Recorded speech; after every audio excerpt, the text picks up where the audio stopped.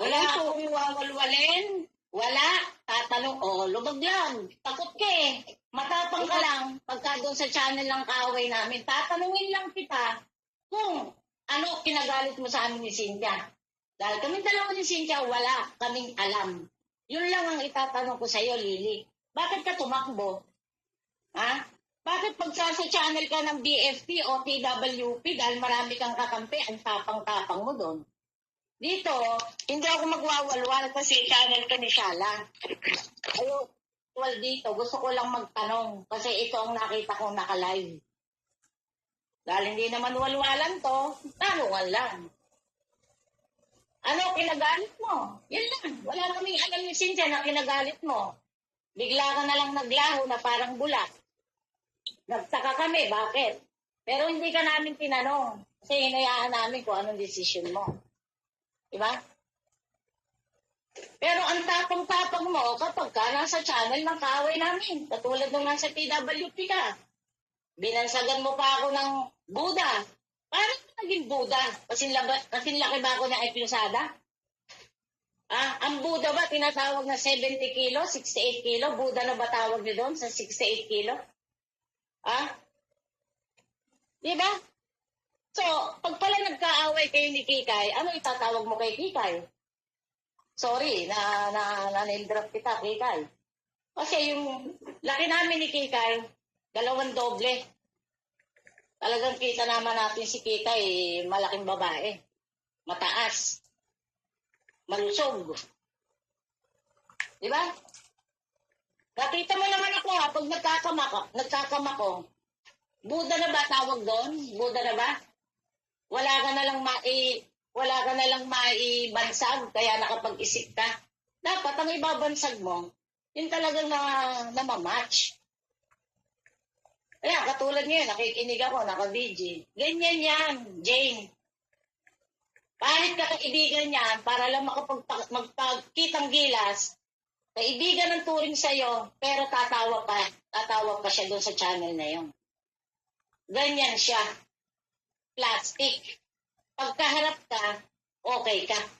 Pero pag nakatalikod ka, hindi ka nakikitawa yan. Kasi nga baliw. Pag ang isang tao baliw, at mahina sa comprehension, ganyan ang datingan. Tapos dinadaan niya sa biro sa iyo kasi ramdam niya, nagagalit ka na, naiinis ka na, di ba Jane? So dinadaan niya yun sa biro. Takot siya. Na kapag pinagtanggol ka, baka pagbuhuling kayo, di umalis ka. Alam mo parang binawalwal yung kaibigan mo dun eh. Di huwag ka na mag-comment. Yun lang yun, ganun kasimple. Kaya ikaw, Lily, bansagan mo na ko ng Lily, ng Buddha, ikaw naman si Lily Vogue. Kasi nung pinapanood mo yung pagsasayaw ni Ian Pascual, libog na libog kayong dalawa ni Trainee. Di ba? Boses nyo lang yung naririnig doon. Yung tawa nyo. Tuwan-tuwa ka nung nakikita yung puwet. Anong tawag nyo doon? Hindi ba kalibugan nyo? Kaya nga dapat lang sa'yo itawag ko, Lilibog. Pareho kayo ni Trainee-bog. 2 lang kayo nanood doon. Tsaka kailan ko nga pala sinabi sa'yo na walang space yung bahay namin. Dahil ang sabi mo doon sa TWP, na ikwento ko sa'yo, kaya yung ulam namin, nasa loob ng kwarto, walang space. Kaya sagot naman ni Papaitan, akala ko ba malaki bahay? Marami nakasaksi kung gaano kalaki bahay namin. Andiyan si Madcap, andiyan si Cynthia, kapatid ni Cynthia. Anong gusto niyong gawin sa ulam? Ilagay ko doon sa dirty kitchen? Langawin? Kahit may takip?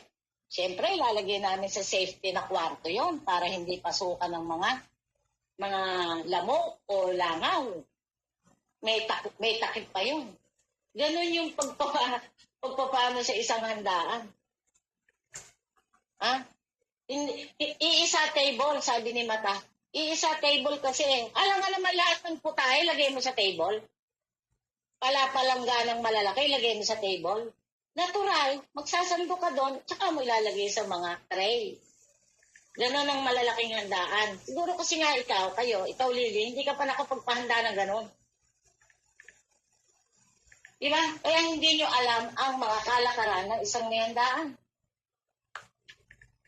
Tuwan-tuwa ka. Tama yung sinabi mo, Jane. Tuwan-tuwa siya kapag binawal-walang kaibigan o kaaway. Katulad nun, sabi ni Mike. Alam mo, Ate Lily, Sir Ian, yung kwarto na pinaglalagyan ng ulam, nakakandado, may susi. So, paano mo nakita na maraming handa? Di ba ikaw nagsabi nung una, nasa kwarto, paano mo nasilip kung nakakandado yun, Mike? Di ba? So, ang isang nakakandado, hindi mo makikita kung ano nasa loob. Paano nyo nalaman nandun yung mga ulam? Kung nakakandado yun. So, meaning, hindi nakakandado. Meron ba namang ulam kakandaduhan mo sa loob ng kwarto? Ano yon? Mga ginto? Gold? Para kandaduhan mo, baka mapasok ng mga magnanakaw. Ulam lang yun para kandaduhan. Pero yon, dahil fake nga yung kwento, para makapagpatawa lang si Mike, tuwan-tuwa naman si Lilibog at saka si Papaitan doon sa kwento ni Mike. Diba? Ano? Umakbo ka? Magyayabang ka na naman dito? Magkukwento ka na naman? Kung saan ka bumili? Yun na naman ay kukwento mo? Hindi nga walwalan to. Kukwento mo na naman kung saan ka pumasok na mga tindahan. Kukwento mo na naman na may pera ka. Di ba baliw yung mga ganyong baliw? Wala na sa ustong isip. Ako, kaya kung umakyat, tatanungin lang kita kung ano kinagalit mo. Kasi nagulat na lang kami. Di ba baliw yun? Yung walang dahilan magagalit. Galit ka dun sa isa, pati kami, idadamay mo. Nung nagalit ka kay CJ, pati kami, dinamay mo. Ano alam namin sa mga comment ni CJ sa iyo? Yun lang naman ang pinagalit mo ha. Dahil si CJ, supporter si Tol PH, hindi ka na nagpunta kay Tol PH. Mahilig kang mag-utos. Hindi ba minessage mo si Tol PH? Sabi mo, ay, boyset pa nga. Ayusin mo pagkukuhan mo ha. Oy, boyset ka, huwag kang bolay. Huwag kang mambalahura. Bakit ikaw nang pinabalahura mo kay Tol PH si Donna? Ano ba si Donna? Babae, lalaki? Pag si Donna pinamumura mo, okay lang sa'yo. Pero kapag iba, babalahuraan yung mga kaibigan mo, dahil kaibigan mo si Mia, kaibigan mo kung sino man, sinasaway mo yun ng babalahura. Pero kaaway mo si Donna, gustong-gusto mong ipabalahura sa lalaki. Ano pagkakaiba, no? Ngayon, kung kaaway mo si Donna dahil babae, huwag mo ipabalahura. O, di ba?